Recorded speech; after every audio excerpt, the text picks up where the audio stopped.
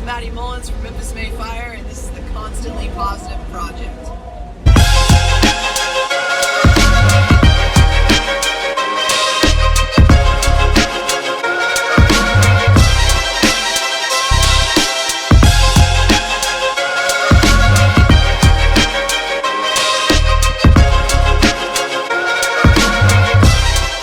Welcome to the first blog of Constantly Positive.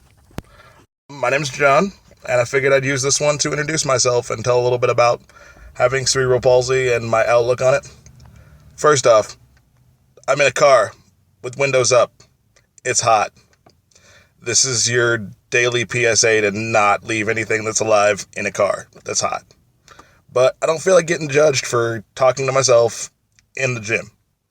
So yeah, my name is John. And I just turned 26 today. Happy birthday to me. Go me. A little bit about myself. I was born in August 31st of 1989. That's what today is. But I was brought home from the hospital with my foster parents.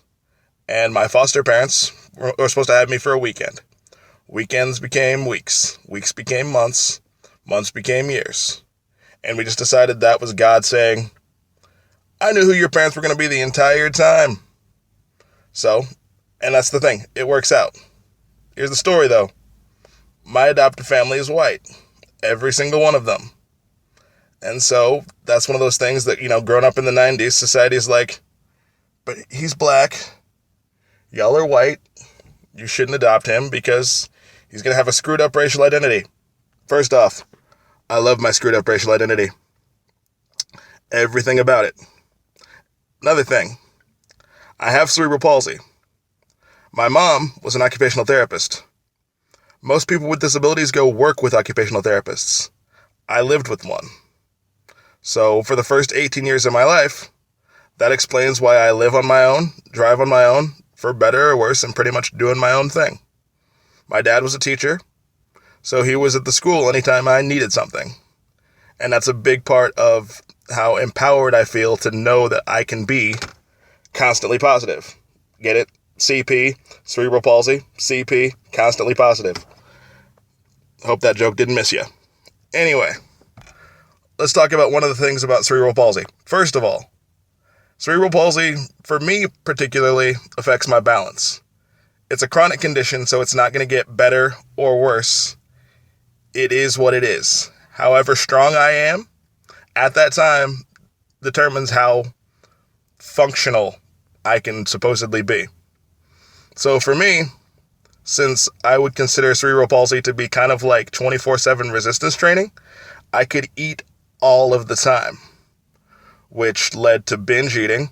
But growing up, being as active as I was, being around sports, running around with my non-disabled friends, doing crazy things, handstands on skateboards, shooting baskets, playing basketball, just running around being a kid, I burned those calories. It didn't matter how much I ate.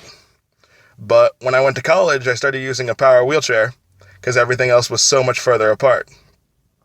When you take walking, my one consistent form of exercise, out of the equation, but you continue eating, I gained 80 pounds over the first 5 years I was in college. I lost it over the 2 years I was out, so that was a blessing. But for me, cerebral palsy has never been a negative thing. That's part of why I have the shirts, Constantly Positive, because that's my outlook on life. So, but yeah, binge eating. After high school, I blew up, gained 80 pounds, could hardly walk in the same way that I used to. And then that became a coping mechanism because I was so used to food not being a problem that I didn't ever realize when it was a problem. So now I'm at the gym and I'm going to lose, hopefully over the next 60 days, the end of me. That's part of leaving behind who I used to be and becoming who I want to be. And this is the beginning of the end of me. Constantly positive. I suck at vlogging. We're new at this. Hopefully this works. See you next time.